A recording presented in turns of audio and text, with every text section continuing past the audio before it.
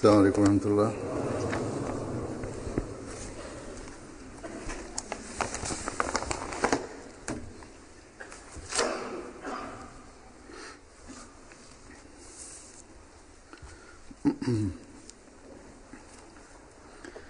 أشهد أن لا إله إلا الله وحده لا شريك له وأشهد أن محمدا عبده ورسوله أما بعد فأعوذ بالله من الشيطان الرجيم بسم الله الرحمن الرحيم الحمد لله رب العالمين الرحمن الرحيم مالك يوم الدين إياك نعبد وإياك نستعين اهدنا الصراط المستقيم صراط الذين أنعمت عليهم غير المغضوب عليهم ولا الضالين.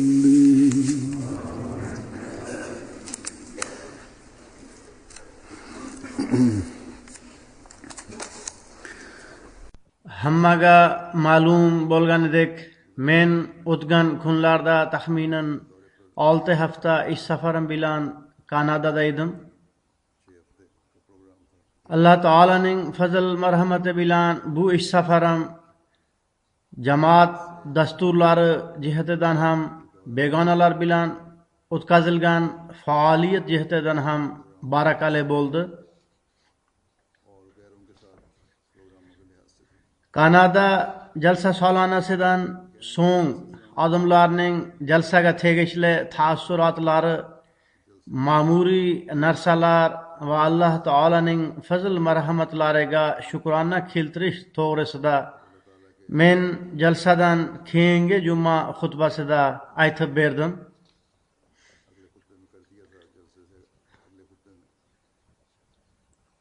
Bugun undan tashqari faoliyatlarim haqida biroz zikr qilaman.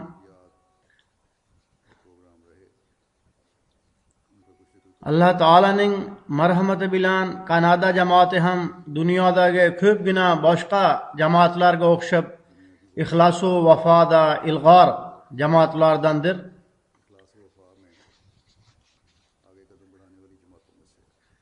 Alloh taolaning fazl marhamati bilan noqiron o'g'il va qiz bolalar jamoat ishlarida ilg'or bo'lish ruhi bilan to'ladirlar.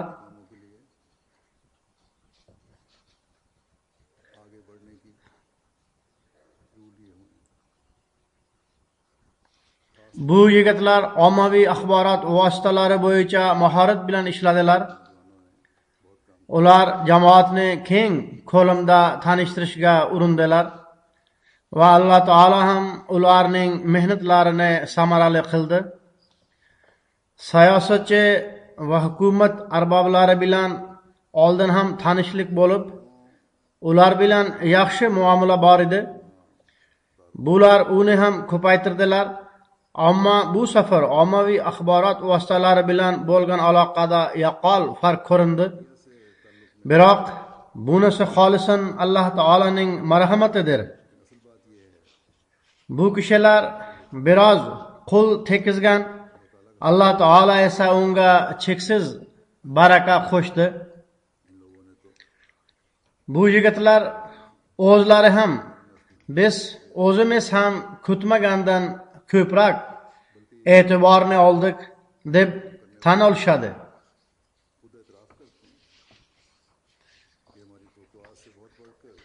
Bir mahallar shunday bor ediki, biz jamoat va islomni tanishtirish uchun ommaviy axborot vositalarida biror xabarlar nashr etilsin deb harakat qilar edik.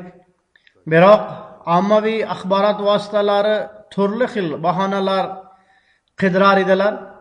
Bu safar vaziyat shunday ediki, ommaviy axborot vositalari vakillari bizga vaqt ajratinglar, biz Ahmadiyya jamoatining imomidan intervyu olishimiz kerak, ular bilan suhbat qurishimiz kerak deb orqamizdan yugurar edilar.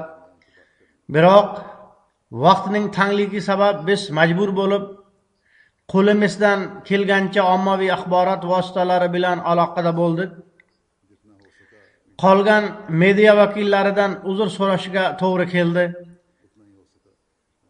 Endi bizning u yerdagi axborot idoramiz guruhi uzr so'rashga to'g'ri kelgan ommaviy axborot vositalari vakillari bilan uchrashib, uzr so'rasinlar yoki yozma shaklda uzr so'rab yo'llasinlar.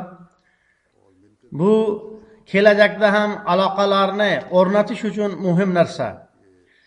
Qisqasi, endi men ayrim dasturlar to'g'risida ba'zi taassurotlarni qisqacha taqdim etaman.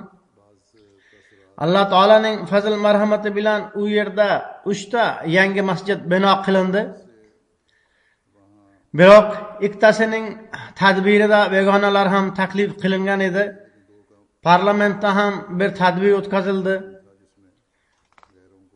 York universitetida ham ularga nutq so'zladim. Toronto hamda Kalgarida tinchlik simpoziyumlari uyushtirilgan.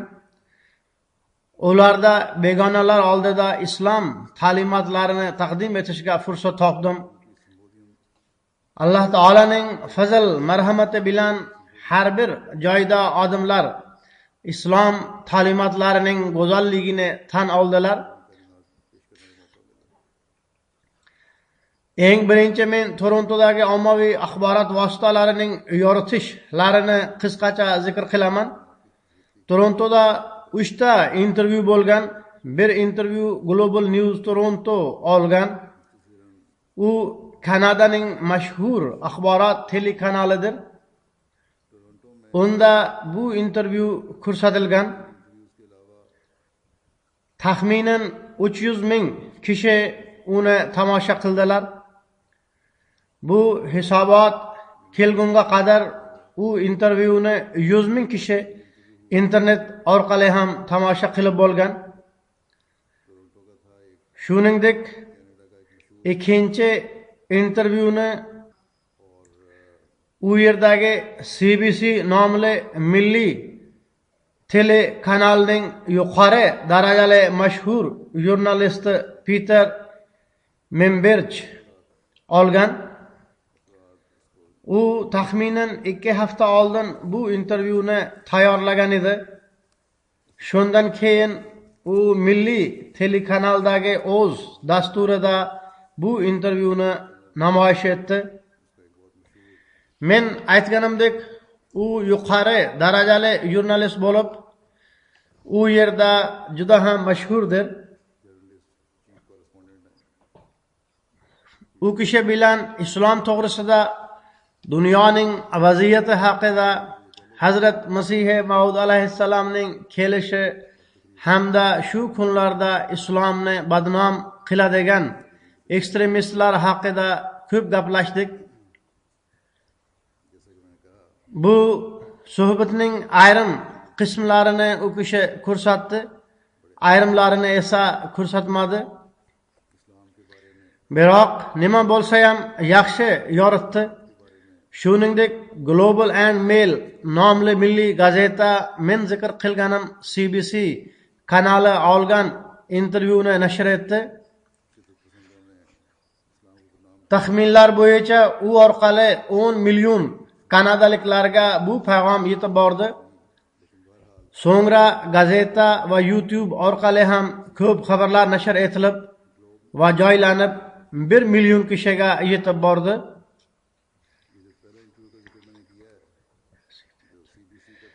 Yana universitetdagi ma'ruzam to'g'risida ham gazeta va jurnallar xabar berdilar. Shu orqali ham taxminan 500 ming kishiga xabar yetib borgan.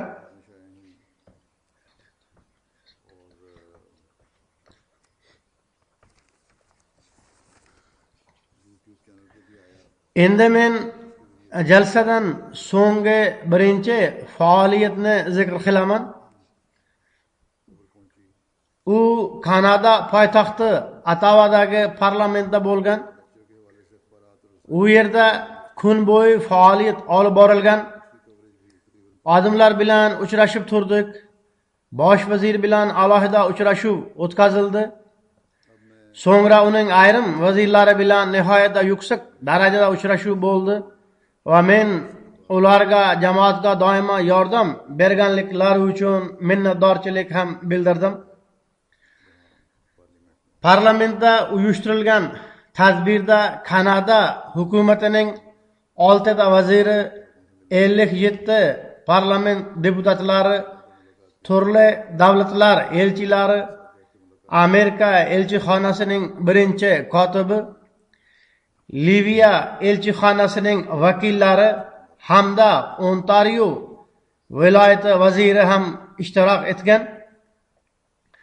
30 dan ziyod mashhur olimlar qatnashib, shular jumlasidan armiya shtab boshlig'i, vazirlar, protestantlar jamoatining direktori, Kanadadagi Qizil Xochning bosh aloqa xodimi, RCMPning yordamchi komissari, Ottawa hamda Carleton universitetining professorlari, ba'zi dekanlar, vitse-prezident o'rinbosari, Kanadadagi musulmonlar kengashining direktori, Amerika hukumatining vakillari va ba'zi olimlar ishtirok etganlar.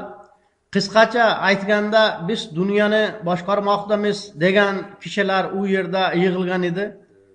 Men u yerda islom ta'limotini bayon qildim. Shuningdek, bu kishilarning 200lamachilik rolini ham ochib berdim. Men ularga sizlar faqat musulmonlarga tuhmat qilmanglar. Aksincha, sizlar o'z ishlaringizga ham boqinglar. Sizlar sababli ba'zida dunyoda fitna fasodlar yuz bergan deb aytdim. Qisqasi, shundan keyin ularning taassurotlari qanday edi, ularni aytib beraman.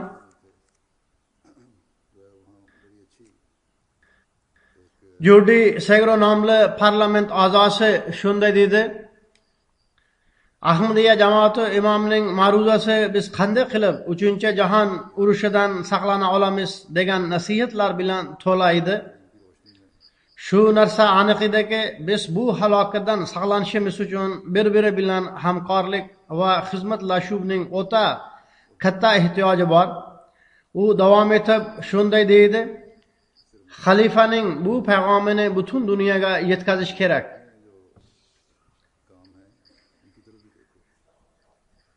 Yana bir parlament a'zosi Kevin Wan o'z taassurotlarini bildirib shunday dedi: Xalifa qisqacha so'zlar bilan ko'p mavzularni yoritdi. Men shu narsadan qattiq ta'sirlandimki, Ahmadiyya jamoati imomi o'z ma'ruzasida Qur'onning ko'p parchalarini keltirdi. Bu narsa ayniqsa menga o'xshagan diniy bilimi soyoz kishi uchun nihoyatda yaxshi va quvontiradigan edi. Undan bilimim oshdi. Har bir kishi o'z o'y fikriga muvofiq mening ma'ruzamdan muhim gaplarni olib o'z o'y fikrini bildirdi. Shuningdek, Isroil elchisi ham mavjud bo'lib, u shunday dedi: Tinchlik uchun hamda barcha dinlar bir-birini qanday izzat ikrom qilishlari kerakligi to'g'risida bu payg'am nihoyatda muhim edi. Bugun islom to'g'risidagi o'y fikrim o'zgardi va unga nisbatan hurmat ehtirom ham oshib ketdi. Bu ma'ruzani chop etib ko'pdan ko'p kishilarga yetkazish kerak. Agar odamlar bu ma'ruzaga amal qilsalar, unda dunyoning chigal masalalari ham yechiladi.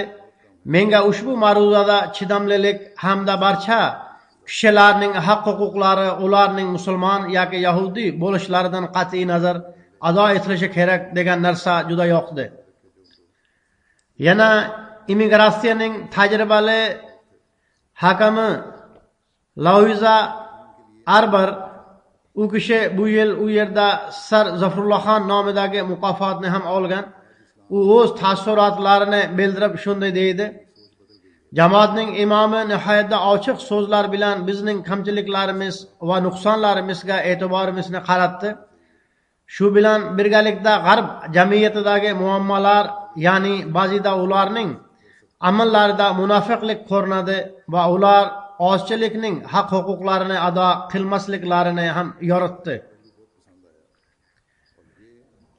Yana bir parlament a'zosi Roy Sini o'z fikrini bildirib shunday dedi: Xalifa o'z ma'ruzasida islomning tinchliksevar din ekanligini aytib berdi va qaysi musulmonlar islomning tinchlik payg'amiga amal qilmasalar, ular haqiqiy musulmonlar emaslar deb aytdi. Yana bir parlament a'zosi Majid Javohiriy, u kishi birar arab davlatidan bo'lsa kerak, o'z taassurotlarini izhor etib shunday dedi: Dunyoda qanday qilib tinchlikni o'rnatsak ekan, bu bir katta chaqiriqdir. Biz bugun ushbu payg'amda eshitgan masalalarni birgalashib yechishimiz lozim. Bundan tashqari ham ko'pgina muammolar, masalan, iqtisodiy inqiroz va terrorizm, bularning barchasi uchun biz birgalashib ishlashimiz kerak. Yana bir parlament a'zosi va ilm-fan vaziri Kristi Dankan xonim o'z taassurotlarida shunday deydi: Menga eng ko'p yoqqan narsa shu ediki, kim bir marta do'st bo'lib qolsa, u doimiy do'st bo'lib qoladi. U ma'ruzasida ko'p narsalar, masalan, adolat, tinchlik, yoshlar, BMT va biz barchamiz birgalashib insoniyatning ahvolini yaxshilashtirish uchun harakat qilishimiz kerak deb bayon qildi. U davom etib shunday deydi: Ahmadiyya jamoati men uchun bir mehribon oilaga o'xshaydi. Yana bir parlament a'zosi Nicola Di Iorio o'z fikrlarini bildirib shunday deydi: Juda ham yaxshi ma'ruza edi. Unda barcha dunyoviy muammolar qisqacha taqdim etilgan. U kishi dunyoning muammolarini din jihatidan ham yoritib berdi. Ahmadiyya jamoati bir zo'r jamoatdir. U boshqa diniy jamoatlar uchun ham bir ibratdir. Xalifa e'tiborlarimizni shu narsaga qaratdiki, diniy masalalarda chidamlilik bo'lishi kerak va zo'ravonlik natijasi ko'proq zo'ravonlik bo'ladi.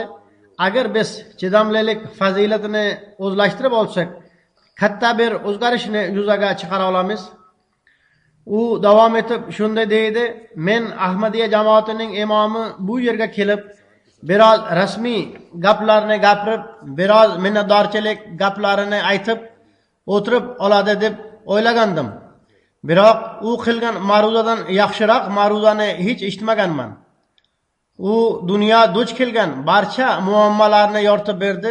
Shuningdek, u ob-havoda o'zgarish, iqtisodiy muammolar hamda fuqarolar urushining asosiy sababi insofsizlikni bayon qildi. Hozirgi davr muammolarining yechimini ham bayon qilib, diniy masalalarda aralashmaslik kerak. G'arb mamlakatlari qilayotgan qurollar savdo-sotig'i ham bo'lmasligi kerak dedi. U so'zini davom ettirib yana shunday dedi: Men ushbu tadbirga qo'shilib tinchlik haqida bir nutqlovchini eshitib nihoyatda suyundim. Xalifa butun dunyoni qanday qilib islom bilan tanishtirayotgan bo'lsa, u haqiqiy yo'l yo'riqdir. Yana nemis elchisi Werner Wenz o'z taassurotlarini bildirib shunday dedi: Ahmadiyya jamoatining imomi kelajakni tasvirlab berdi. Biz barchamiz ham xuddi shunday tinch kelajakni istaymiz. Uning ma'ruzasidan biz islomning tinchliksevar din ekanligi va Yevropaga kelganlar bilan birga yashay olganini bilib oldik. uning ma'ruzasining eng muhim payg'omi shu edi: biz barchamiz dunyoning yaxshiligi uchun harakat qilishimiz kerak va bu narsani qat'iylashtirish kerakki, xalqqa o'zlarining shaxsiy hayotini kechirishga ruxsat bo'lish kerak. Men ma'ruzamda shuni ham aytgan edimki, hukumat din masalasida hamda shunga o'xshash boshqa masalalarda, masalan hijob yoki masjidga aralashmasligi kerak. Yevropada shunday savollar ko'tarilib turadi. Bu fitna paydo qiladigan savollardir. Shuningdek, bir bosh imom va olim Muhammad Jabbor sohib, u bilan arab davlatidan bo'lib, shu yerda bir masjidning imomi sifatida xizmat qilmoqda. U o'z o'y fikrini bildirib shunday dedi: men bir sunniy imomman. Men bu ma'ruza dunyoda tinchlikni o'rnatishga asos soldi deb aytishdan hech ikkilanmayman. Dunyoga bugun bu ma'ruzaga qattiq ehtiyoji bor. U kishining ma'ruzasi hikmat bilan to'laydi. Zero u kishi hech bir guruhni tuhmat qilmadi. Aksincha, u dunyoning notinchligi barcha guruhlarning kamchiliklari sabablidir. Biz o'z kamchilik va nuqsonlarimizni tan olib, dunyoning ahvolini yaxshilashtirishga harakat qilishimiz kerak dedi. Hech bir inson xatolikdan xoli emas degan islom ta'limotiga e'tiborimizni qaratdi. U so'zini davom ettirib shunday dedi: juda ham yaxshi ma'ruza edi. Ehtiyoji bor barcha mavzular yoritildi va qonun chiqaruvchilarga yechimlarni ham aytib berdi. Yana davom etib shunda dedi: islomiy nazariyani nihoyatda go'zal uslubda taqdim etdi va nihoyatda qiyin bo'lgan javhalarni odamlarning hissiyotiga tegmaydigan go'zal uslubda bayon qildi.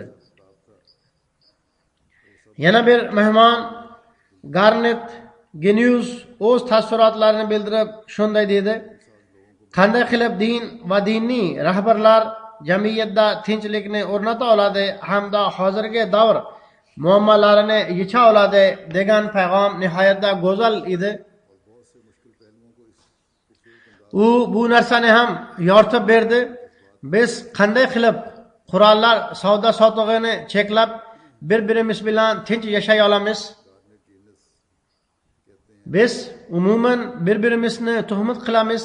Biroq jamoatning imomi shu narsani izohlab berdiki, qanday qilib Yevropa va boshqa mamlakatlar o'z rolini o'ynab dunyoning ahvolini yaxshilay olishadi. Yana bir sek mehmon o'z taassurotlarini izhor etib shunday dedi: G'arbning parlamentiga kelib, dunyoning notinchligida g'arb mamlakatlarining qo'li ham bor. Masalan, u shu narsani ham yoritib berdiki, g'arb mamlakatlari sotayotgan qurollar terroristlarning qo'liga qanday yetib boradi.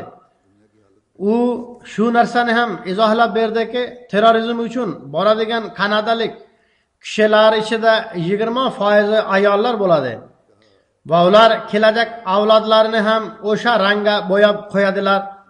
U yana davom etib shunday deydi: men bu haqda hech o'ylamagan edim. U kishi biz o'z ahad va omonatlarga vafo qilishimiz lozim va hukumat ham bir omonat bo'lib, hukumat arboblari o'z ahdlarini to'liqligicha amalga oshirishlari kerak deb Qur'on orqali aytib bergani ham menga yoqdi. U o'z fikrini bildirib yana shunday dedi: Ahmadiyya jamoati imomi shuni ham aytdiki, musulmon olimlar xalqni adashtirdi. Shu sababdan fitna fasod ko'payib ketgan. Shu bilan birgalikda g'arb mamlakatlari ham ular biz so'z erkinligi va huquq erkinligini o'rnatguvchimiz deb da'vo qilishadi. Endi shu mas'uliyat ularga yuklanadiki, ular bunga amal qilib, diniy masalalar, hijob yoki masjidlar masalasiga aralashmasin deb chaqiriq berdi. U juda ham go'zal uslubda g'arbliklar e'tiborini bunga jalb etdi. Parlamentdagi bu tadbir to'g'risida ko'p kishilarning taassurotlari bor. Men ulardan ozginasini aytib o'tdim. parlamentdagi tadbir ommaviy axborot vositalari tomonidan yoritilgan. Eng birinchi bosh vazir o'zining Twitterida men bugun Otovada Ahmadiyya jamoati imomi Hazrat Mirza Masrur Ahmad bilan uchrashib suyundim deb yozgan. Shu bilan birga u suratini ham joylashtirdi. So'ngra uning Twitter'dagi ma'lumot ijtimoiy tarmoqlarda tarqalib turdi. Shunday qilib bu tadbir ommaviy axborot vositalari orqali yoritilib taxminan 4,5 million kishiga yetib bordi. Shuningdek, Torontodagi Ayvoni Tohir saroyida bir tinchlik simpozium uyushtirildi. Unda 614 g'ayri ahmadiy va g'ayri musulmon mehmonlar ishtirok etishdi. Ular jumlasidan har xil hududlarning hokimlari, konsullari, gazeta jurnalistlari, doktorlar, professorlar, o'qituvchilar, advokatlar hamda hayotning turli jabhalaridagi kishilar qatnashishgan. Presbiterian cherkovining ruhaniysi shunday deydi: tinchlik simpoziumidan bugun Ahmadiyya jamoati imomining ma'ruzasini eshitib qattiq ta'sirlandim. Zira bu payg'am tinchlik, mehr va muhabbat va umid payg'ami edi. U biron bir rang, irq, sharq, g'arb yoki biron bir maxsus vaqt yoki joyga taalluqli bo'lmay, aksincha butun dunyo uchun edi. Bu ma'ruza shuning uchun ham ahamiyatga ega ediki, dunyoda ko'p tushunmovchilik va qo'rquv hamda xavf tarqalgan.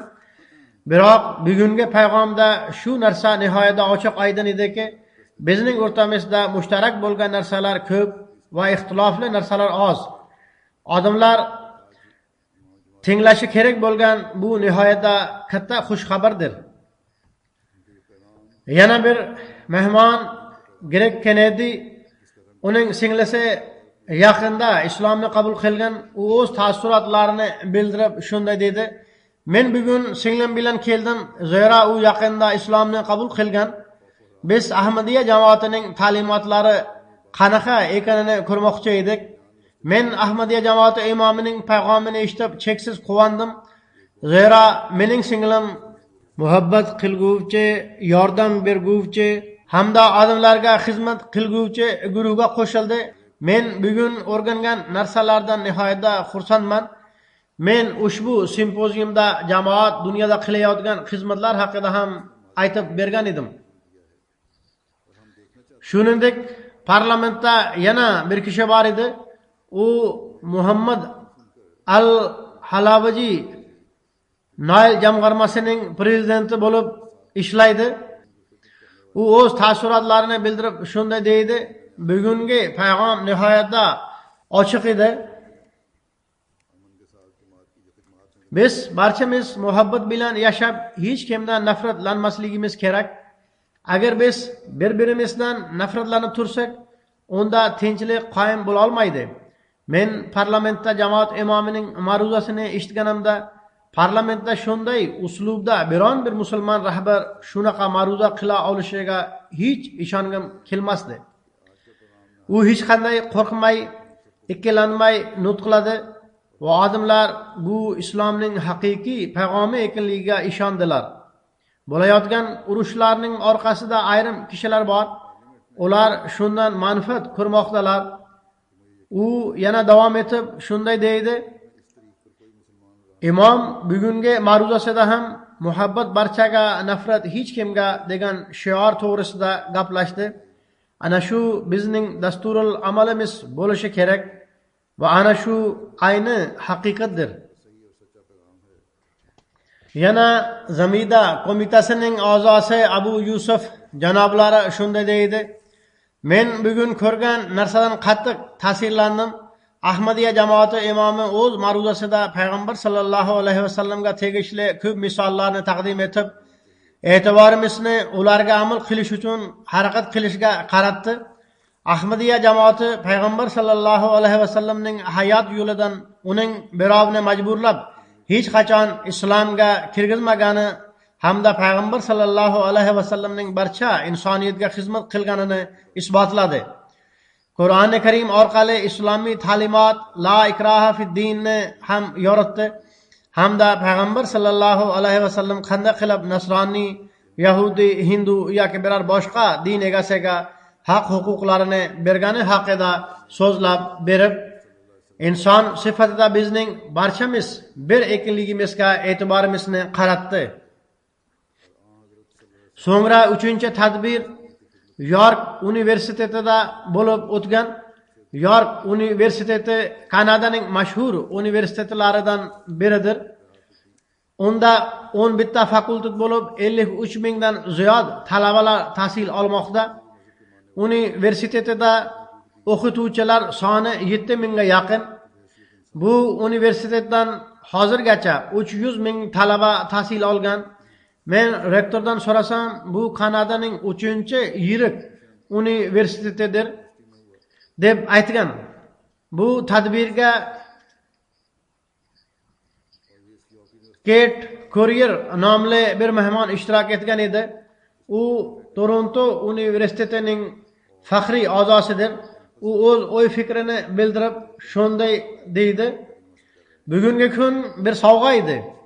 Biz barchamiz birgalashib dunyoning tinchligi uchun ishlamoqdamiz" degan gaplarni eshitib o'ta zavqlandim. Bu kishilarning haq huquqlari ham toptalgan. Ularning fikricha hukumat ularning mahalliy qabilalari haq huquqlarini ado etmayapti. Mazkur kishi shunda deydi: "Sizlar dunyoning tinchligi uchun ishlamoqdasizlar. Menga o'zgacha yoqqan narsa shuki, Ahmadiyya jamoati imomi nimani aytgan bo'lsa, uni chin qalbdan aytgan. Biroq chin yurakdan gaplarni gapirganda u doimo esdalik bo'lib qoladi. Ular dunyoning ikkinchi tomonidan kelib, biz yoqtirgan payg'amni taqdim etmoqdalar." Yana bir talaba Sheryl Chris shunda deydi: "Bu bir nihoyatda yaxshi fursat bo'lib, unda biz islomning ba'zi haqiqiy ta'limotlarini bilib oldik. Endi men islom to'g'risida biroz bilimga ega bo'ldim. Endi men faqat taxminlarga ishonmayman." Jamoat imomi tinchlik haqida chiroyli gaplarni gapirdi. Ayniqsa shu narsa maqtovga loyiqdirki, jamoat imomi bizga ta'limot jihatidan ko'p narsalar o'zaro mushtarak ekanligini tushuntirdi. Yana menga shu narsa ham yoqdiki, biz va sizlarning asosiy qadriyatlaringiz birdir. Bir boshqa universitet professori jurnalistika bo'limining barcha talabalarini ma'ruza tinglash uchun u yerga yuborgan edi.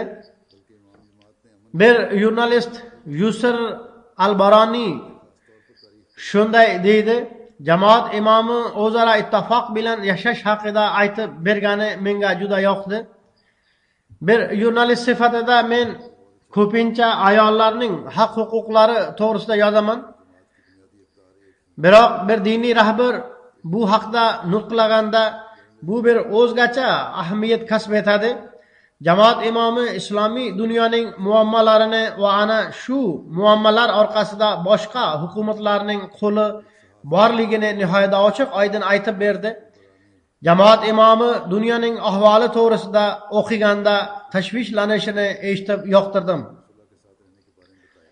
Yana bir nasroniy ruhoniy o'z taassurotlarini bildirib shunda deydi: "U Qur'oni Karimdan taqdim etgan narsalar nihoyatda oson bo'lib tushunib oldik. Shu narsa menga o'zgacha yoqdiki, dunyoda bo'layotgan urushlar qandaydir maxsus kuchlar yordamida yoki ularning hamkorligida bo'lmoqda. Agar yirik hukumatlar yordam bermay qo'ysalar, unda barcha urushlar nihoyasiga yetadi." Biz Saskatunga ham bordik. U yerda ham matbuot anjumanlari bo'lib o'tdi. Jamoat tadbirlari bor edi. Begonalar bilan hech qanday faoliyat yo'q edi. Biroq ommaviy axborot vositalari orqali jami 1,78 million kishiga payg'am yetib bordi. Yana Reginada Mahmud masjidining ochilishi ham bo'lib, jumadan keyin kechqurun u yerdagi bir mehmonxonada qabul marosimi bor edi. Bu tadbir masjidga tegishli bo'lib, unga 200 ta mehmon qatnashdi. Unga Saskatoon viloyatining oliy vaziri, uning o'rinbosari, Regina shahrining meri, jamiyat xavfsizligi vaziri, muxolifat rahbari, yaqin shaharlarining hozirgi va sobiq merlari, Saskatoon universiteti prezidenti va uning o'rinbosari, Regina universitetidagi diniy o'quvlar bo'limining yetakchi professorlari, ruhaniylar, politsiya boshlig'i va jamiyatning boshqa jabhalari bilan aloqador kishilar ishtirok etdi. Jahon dinlarining bir professori u Reginadagi masjidining ochilish paytida ma'ruzani eshitgan edi. O'z taassurotlarini bildirib shunday dedi: "Ma'ruza nihoyatda ma'rifat bilan limolim hamda nihoyatda go'zal edi. Men jahon dinlarining professor sifatida eshitgan barcha ma'ruzalar ichida o'zgacha edi. Jamoat imomining menga yoqqan tomoni shu ediki, uning agar sizlar dunyoda tinchlikni istasangizlar, unda qiynalayotgan kambag'allarni e'tiborsiz qoldirib tinchlikka erisha olmaysizlar" degan payg'omi nihoyatda ochiq va amal qilishga loyiq edi. Yana u davom etib shunday deydi: "Mening fikrimcha hozirgi vaziyatga ko'ra holbuki dunyodagi muammolarning islomiy yechimida odamlar ozgina tushunmovchiliklarga mubtalodir. Ular uchun xalifaning bu payg'omi nihoyatda muhim." U davom etib yana shunday deydi: "U har qanday tashvishlarga barham berishni o'z zimmasiga olgan. Uning bu payg'omi bizning ko'p madaniyatlilik hamda ko'p dinlilik jamiyati uchun o'zaro hamkorlik, ittifoq va izzat ehtiromni yoyish uchun nihoyatda muhimdir."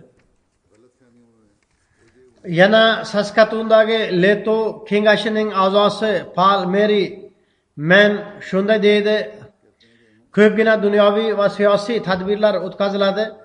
Odamlar u yerda jo'shqinlik bilan o'z o'y-fikrlarini izhor etib, odamlarni ta'sirlantirishga harakat qilishadi. Biroq Ahmadiya jamoatining imomida menga bunaqa narsa ko'rinmadi.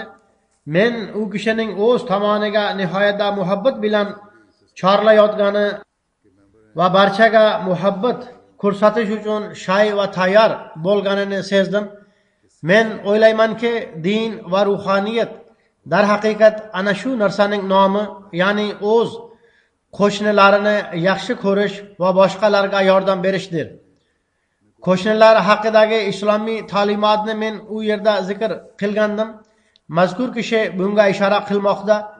Kengash a'zosi o'z so'zini davom ettirib shunday dedi: "Islomning haqiqiy ta'limotini yoyadigan bir jamoat masjid bino qilish lozim. Zero Saskatoondagi xalq turli xil dinlarga mansubdir.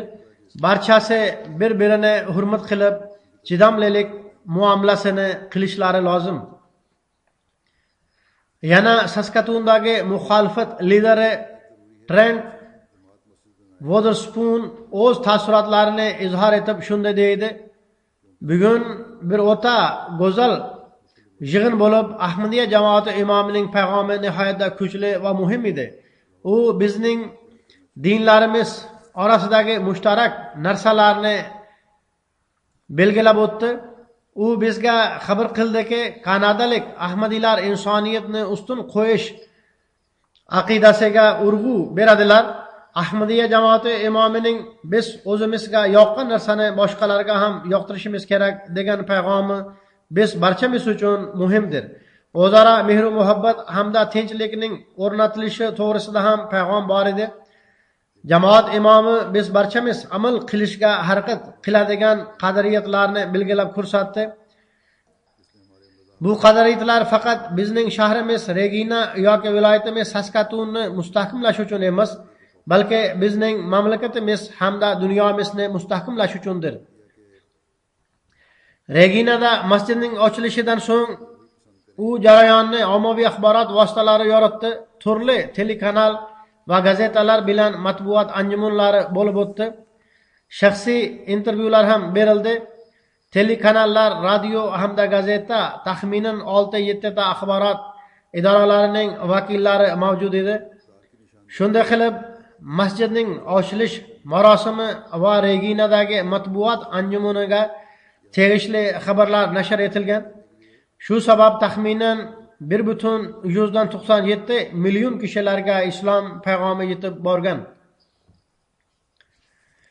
Shuningdek, Reginadan so'ng Leydminsterda Baytul Amon masjidining ochilish marosimi bo'ldi. U bir kichkina joy bo'lib, ko'pincha neft bilan savdo sotiq qiladigan kishilar u yerga borishadi. U yerdagi tadbirga 49 g'ayri ahmadiy mehmon ishtirok etdi.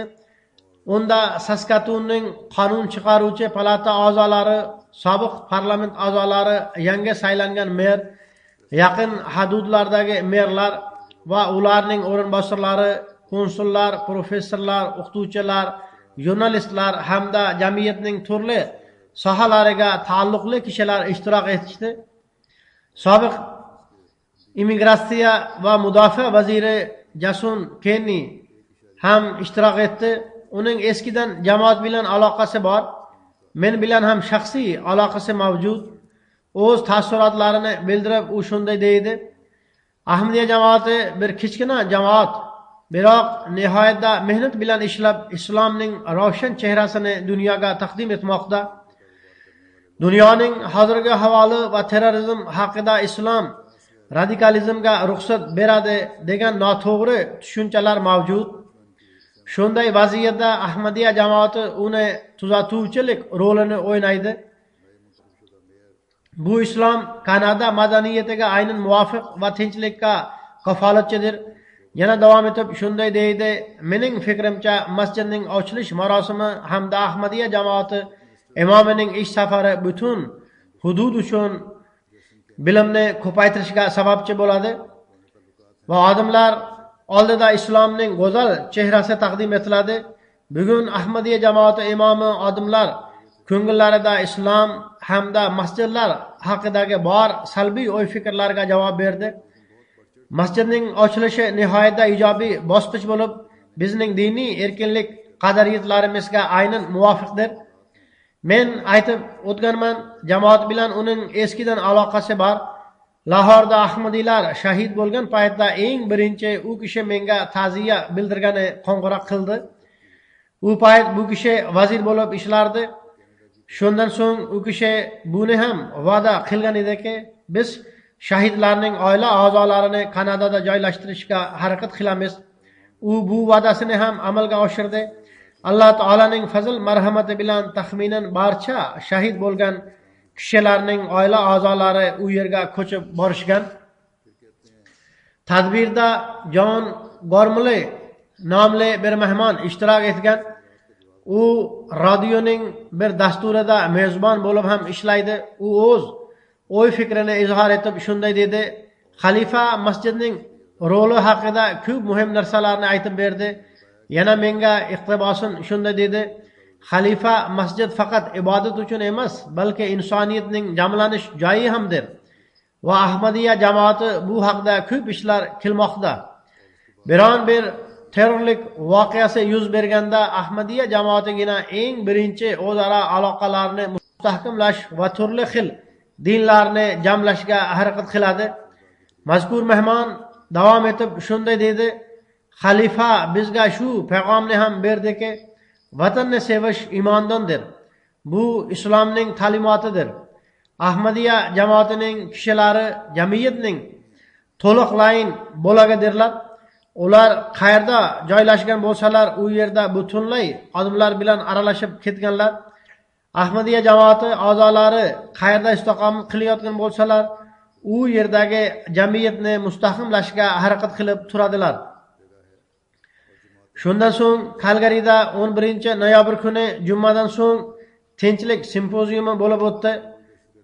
Kalgari yirik shahar bo'lib, u yerda jamoatimiz ham katta hamda masjidimiz ham juda katta va go'zaldir. U tadbirda taxminan 644 mehmon ishtirok etdi.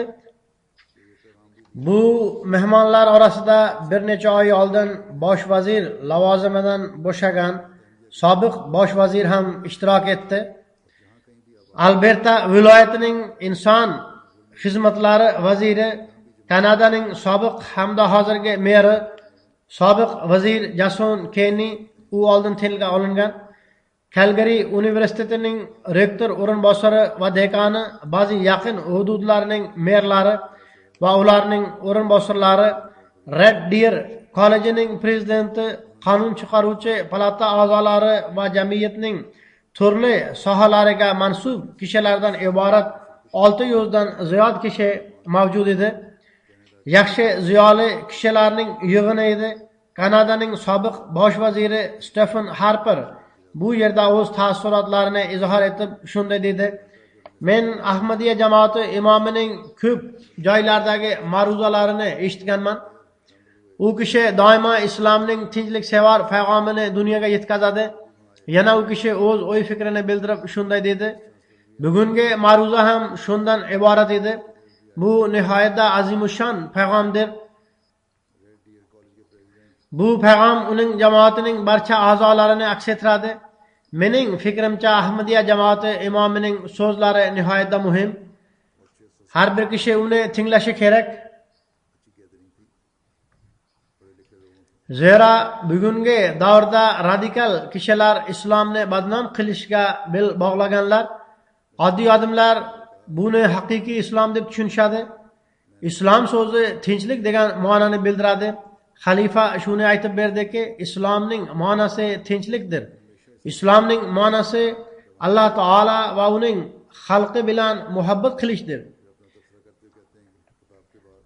Sobiq bosh vazir o'z so'zini davom ettirib shunday dedi: "Jamoat imomi barcha masalalar va dunyoning boshqa masalalari, ayniqsa yaqin sharqdagi muammoni nihoyatda hikmat bilan yoritib berdi. Bu nihoyatda qiyin ish edi. Biroq xalifa nihoyatda donishmandlik bilan u haqida bahs yuritdi. Men barcha kishilarga, agar ular jamoat imomining ma'ruzasini eshitmagan bo'lsalar, ular albatta buni eshitsinlar deb tavsiya qilaman." Shuningdek, Nahid Nenshi Calgary meri bo'lib ishlaydi. U o'z taassurotlarini bildirib shunday dedi: "Bu nihoyatda go'zal ma'ruza edi.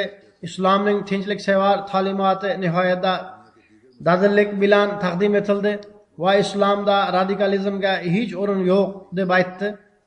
Musulmonlar vakillaridan shunday so'zlar eshitish juda ham quvontiradigan narsadir. Bu kishi o'zi ogohxonni bo'lib, u yerda mer bo'lib ishlaydi." Calgary universitetining bir professori o'z turmush o'rtog'i bilan kelgan edi. U shunday dedi: "Bu payg'am tinchlik payg'ami bo'lib, nihoyatda muhim edi. Biz asosan gollandiyalikmiz. Bizda shunday maqol bor: qaysi narsa haqida bilim bo'lmasa, u bilan qanday muhabbat bo'la oladi? Xuddi shunday havol islomnikidir. Islomning haqiqatan xabardor bo'lgandan so'ng, uni yoqtira boshlaymiz. Biz bugun Ahmadiyya jamoati imomini tingladik.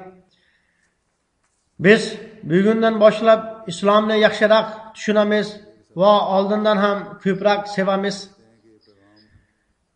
Yana Alberta partiyasining rahbari, Calgary'dagi va Elbodagi qonun chiqaruvchi palataning a'zosi Green Clark shunday dedi: "Judayam ta'sir o'tkazadigan payg'am edi. To'g'ri vaqtda va dunyoning hozirgi vaziyatga yarasha edi. Calgary va Kanadadagi odamlar islomning tinchliksevar din ekanligini bilib oldilar. Islomning tinchliksevar din ekanini boshqa odamlarga ham yetkazishimiz kerak va haqiqat ham shudir."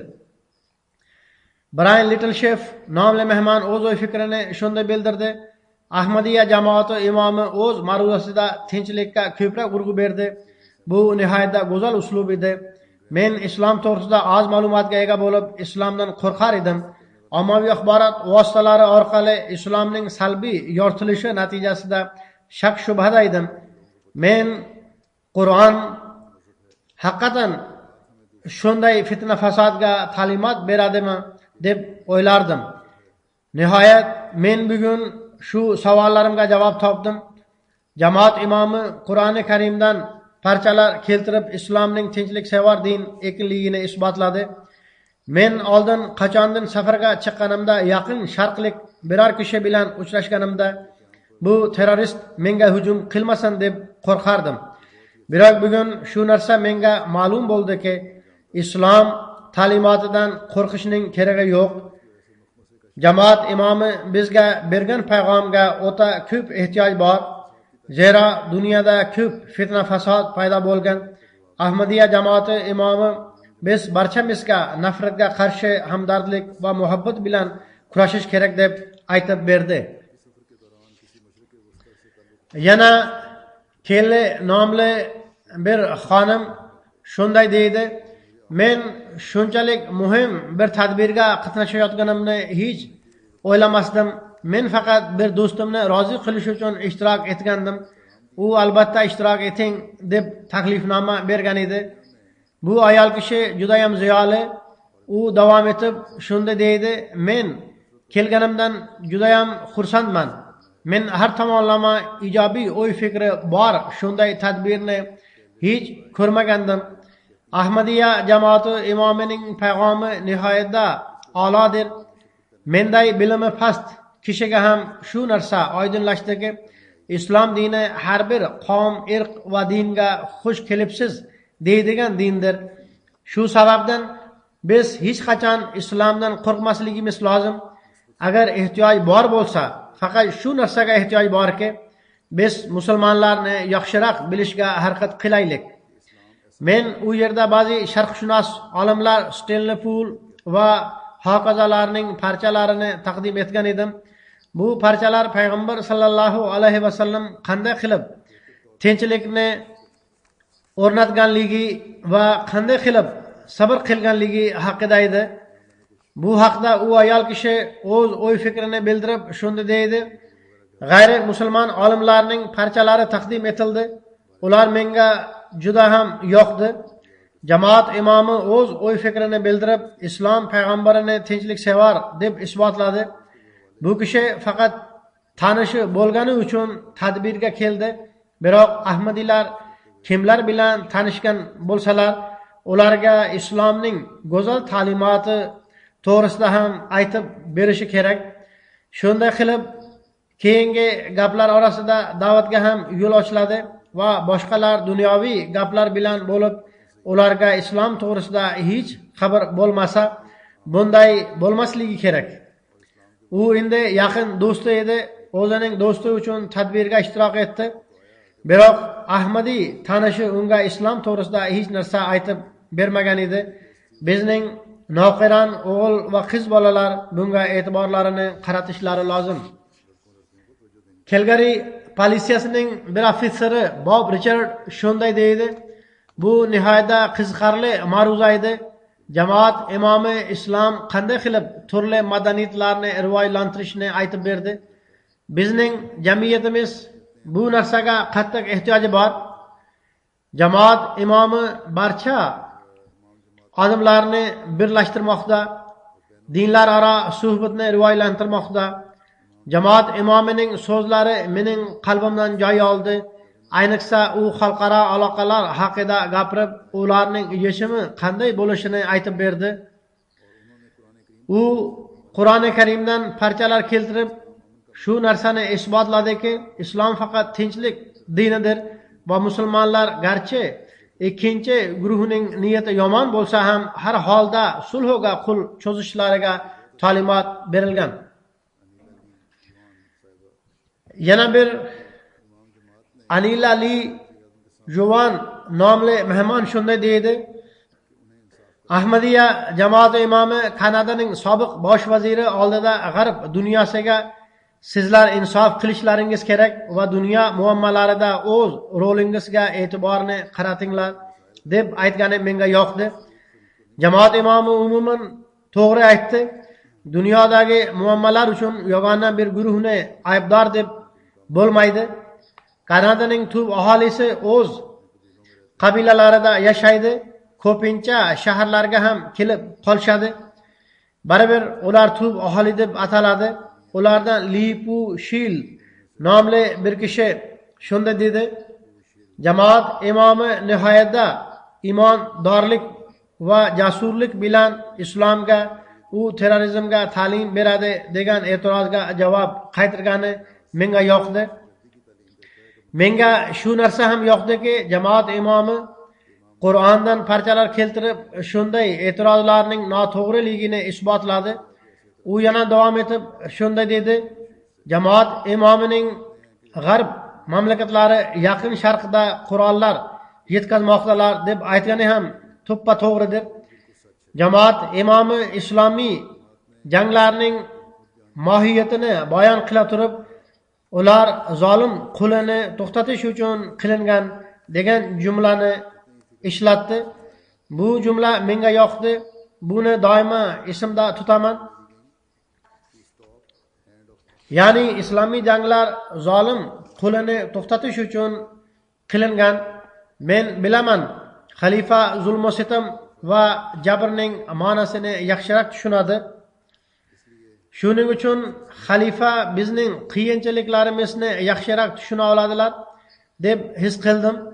U yerda turli qabilalar mavjud bo'lib, ularning 10 ta qabila boshliqlari kelgan edi. Ular bilan uchrashuv bo'ldi. U yerda ham da'vatni uyushtiramiz va yangi yo'llar ham ochiladi. Inshaalloh. Kelgarida telekanallar, radio va boshqa axborot vositalari orqali bu tadbirlar yoritilgan. 10 ga yaqin telekanal va gazetalar xabarlarni tarqatgan. Ular orasida milliy miqyosdagi gazetalar ham bor edi. Shunday qilib, Kalgaridagi barcha intervyu, matbuot anjumani va hokazolar orqali 5 million kishiga payg'am yetib bordi.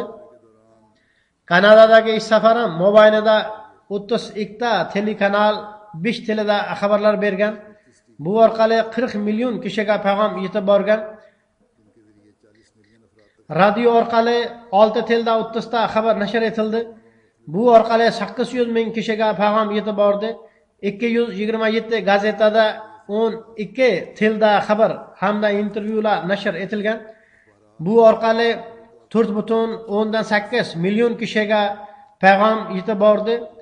Ijtimoiy tarmoqlar va elektron media orqali 14,6 million kishiga payg'am yetib bordi. Shunday qilib, ularning taxminlari bo'yicha barchasini jamlasak, taxminan 60 million kishiga payg'am yetib borgan. Alhamdulillah. Demak, bu Alloh taolaning fazl marhamatidir. Bu fazl marhamatni e'zozlab, uni saqlab turishimiz lozim.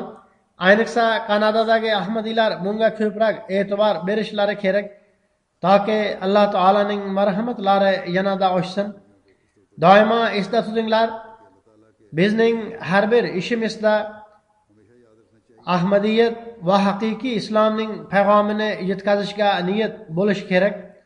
Tavhidni dunyoda o'rnatish niyati bo'lishi kerak. Payg'ambar sallallohu alayhi va sallam bayrog'ini dunyoda hilpiratish niyati bo'lishi kerak. Agar shunday bo'lsa, unda Alloh taolo ishlarimizga baraka ato etadi. Alloh taolo buning uchun bizga kuch-quvvat ato etsin. Endi men Tinchlik qishlog'i hamda Abord of Peace da yashovchi ahmadiylarga aytaman. U yerda yashovchilarning ko'pchiligi yoki mening fikrimcha 99% yoki undan ham ko'prog'i ahmadiylardir. Men ularga aytaman, sizlar u yerda ahmadiyat atrof muhitini yaratinglar. Islomning to'g'ri namuna bo'lishiga ko'proq harakat qilinglar. Men u yerda bo'lganimda qanday qilib sizlar xilofat uchun muhabbat hamda ixlos va vafoni izhor etib turgan bo'lsangiz, uni yanada ko'paytirib boraveringlar. Biz Alloh taolo bilan aloqamizni o'rnatamiz va unga ibodat qilishda hech qachon dangasalik qilmaymiz degan haqiqiy maqsadni hech ham unutmanglar. Alloh taolo ularga ham, sizlarga ham, menga ham buning uchun kuch-quvvat ato etsin.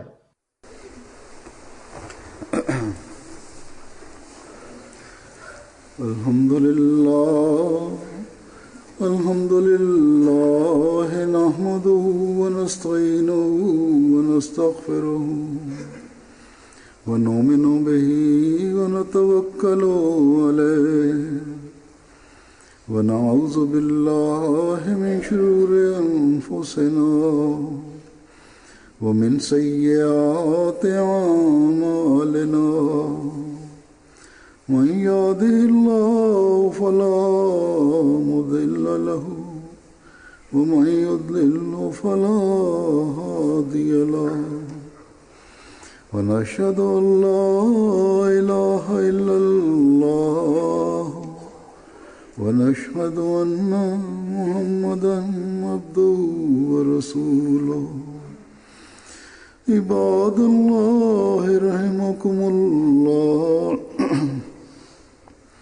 إن الله يأمر بالعدل والإحسان وإيتاء ذي القربى